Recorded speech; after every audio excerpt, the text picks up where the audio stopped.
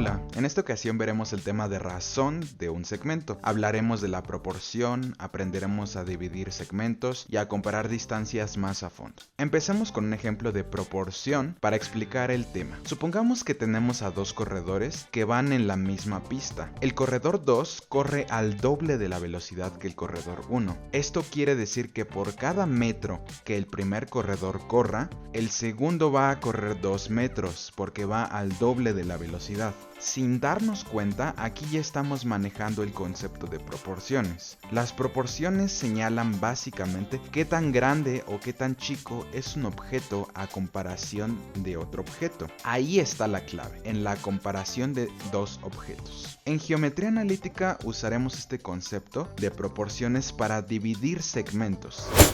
Imaginemos que tenemos un segmento y lo queremos dividir en dos trozos. Esto lo hacemos con un punto. Este punto nos va a indicar dónde se corta un segmento para obtener dos segmentos de ese segmento. Imagínalo de esta manera. Tienes un pastel largo y lo quieres cortar para dividirlo en dos pedazos. Es el mismo concepto, pero lo manejaremos con segmentos. Ahora veamos distintas proporciones con las que podemos cortar segmentos. Cuando dividimos un segmento con la proporción 1:1 o simplemente 1, significa que por cada unidad de largo del primer segmento se tiene una unidad de largo del segundo segmento o del segundo cacho. O sea que básicamente tienen la misma longitud. Cuando dividimos un segmento con la razón o proporción 1:2, o lo que es lo mismo, 1/2, entonces por cada unidad de longitud que tenga el primer cacho,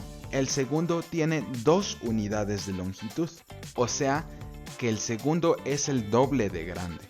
Cuando dividimos un segmento con la proporción 2/3 o 2:3, entonces por cada 2 unidades de longitud que tenga el primer segmento, el otro va a tener 3 unidades de longitud.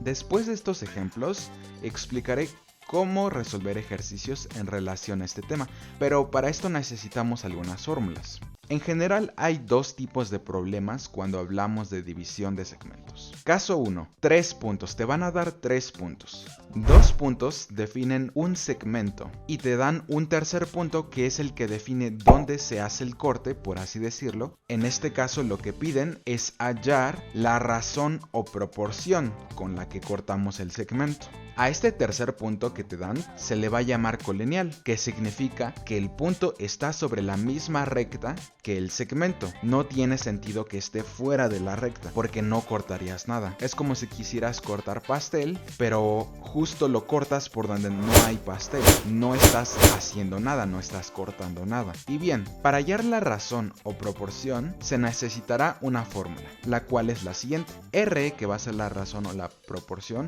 es igual a la longitud del segmento P1P dividido entre la longitud del segmento P2, donde P1 y P2 son los puntos que definen al segmento y P es el tercer punto que te dan. Caso 2.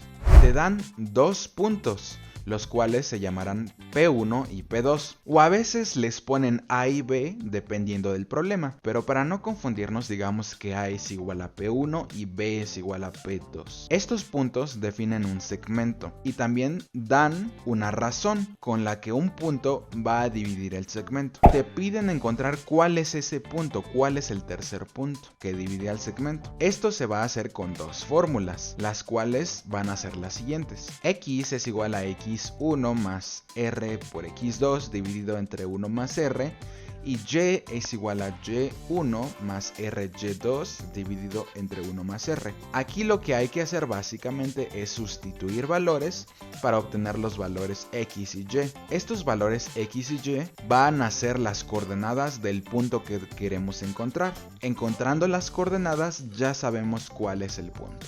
Ahora lo que nos corresponde sería hacer ejemplos usando estos dos casos distintos, pero hay dos propiedades que hay que considerar.